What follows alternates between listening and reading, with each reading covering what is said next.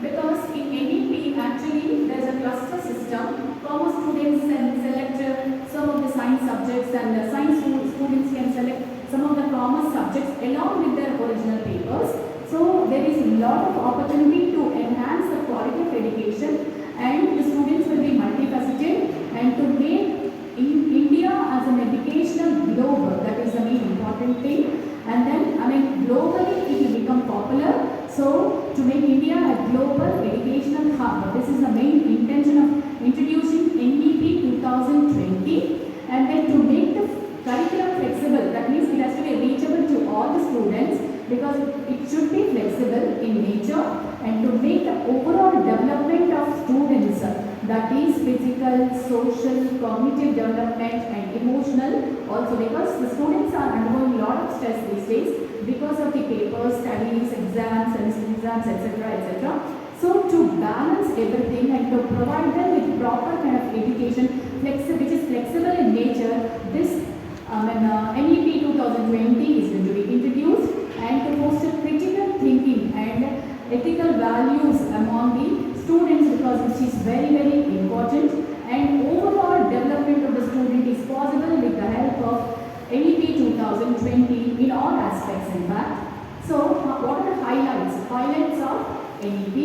NEP 2020 is the third educational policy in India, and it has replaced 35 years old policy. Actually, K. Kasturirangan, who is the chairman of National Education Policy 2020, he led the committee in fact. So NEP 2020 structure, it is 5 plus 3 plus 3 plus 4. That means how it is divided. Earlier it was 10 plus 2. Till 10th class, 10 years, then after that 2 plus 2 will be intermediate, right? You all have done that. Now it has become 5 plus 3 plus 3 plus 4. Usually, under this we have foundation stage, proprietary stage, middle stage and secondary stage. So what is foundational stage? This is meant for child education, usually from 3 to 8 years. 3 to 8 years are considered as the fundamental. It is the fundamental stage, and the children they start their education program from EO3. That means when they become 3 years old and up to 8 years it says.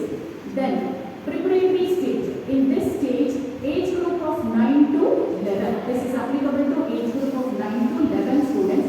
At this age, they mainly focus on activity-based learning. That is through activities, not the book reading mainly. Only through activities they learn what is what. Then middle stage. Middle stage covers between the age group of 12 to 14 years students, and they focus on skill development, basic coding and vocational education. So this is meant to teach the students, especially to focus on skill development, because every child is special.